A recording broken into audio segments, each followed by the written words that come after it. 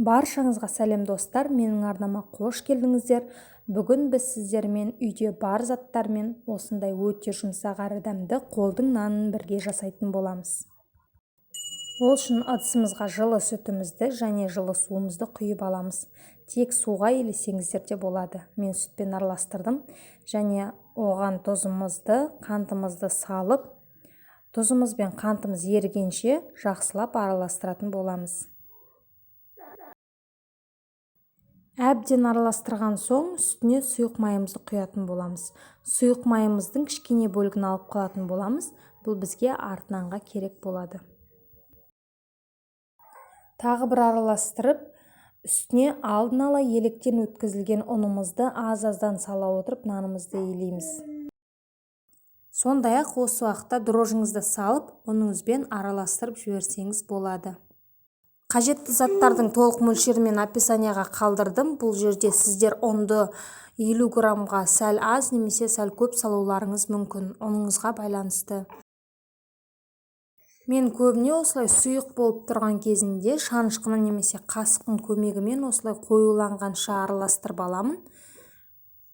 Өзіме ыңғайлы болғандықтан, кейіннен әбден қою масса пайда болғанда қолмен илеймін. Мінеки біздің массамыз қоюланды. Мен оның барлығын салдым. Барлығы 850 грамм ұн кетті. Енді қолымыздың көмегімен жұмсақ қамыр илейміз. Бізде тым қатты емес, тым жұмсақ емес, осындай қолға жабыспайтын қамыр шығуы тиіс. Және манаға алып қалған сұйық майымызды құйып, тағы бір жақсылап басып шығамыз. Сонда сіздердің қамырларыңыз одан сайын жұмсақ болады және шараларыңыздан тез алынады. Қамырларыңызды жақсылап илеп болған соң, бетін жауып, жылы жерге 1,5 сағатқа қоясыз. Сол сәтте біздің қамырымыз ашуы тиіс.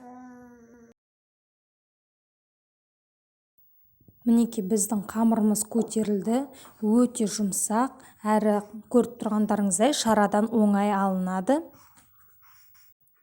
Мен бұл қамырды шағын 6 күлше нанға бөлдім. Сіздер өз қалауларыңыз бойынша үлкен етіп жасасаңыздар да болады. Және де күлше нандарым біркелкі болып шығу үшін мен таразыға тартып алдын ала өлшеп алдым. Әрқайсысы шамамен 230-245 грамм шамасында болды. Нанды мен 2 бөліп 3-3-тен пісіріп алдым. Осылай дөңгелетіп противеньге салып, бетін жауып 10 минут қойсақ, тағы да көтеріле түседі. Және 10 минуттан соң үстін осылай басып шығамыз. Бетін жауып тағы 10 минутқа қалдырып, 10 минуттан соң тағы да дәл солай үстінен басып шығамыз да шанышқының көмегімен осылай тесіп шығамыз. Және де нандарыңыздың сырты жылтырақ әрі қып-қызыл болып пісу үшін осылай жұмыртқаның сарысына сәл сүт қосып жағып шығып, үстіне қалауыңызша мак немесе күнжіт сепсеңіздер болады. Нанымыз 180 градуста 30-35 минут піседі. Назарларыңызға көп рахмет. Сіздермен бірге болған Мөлдір.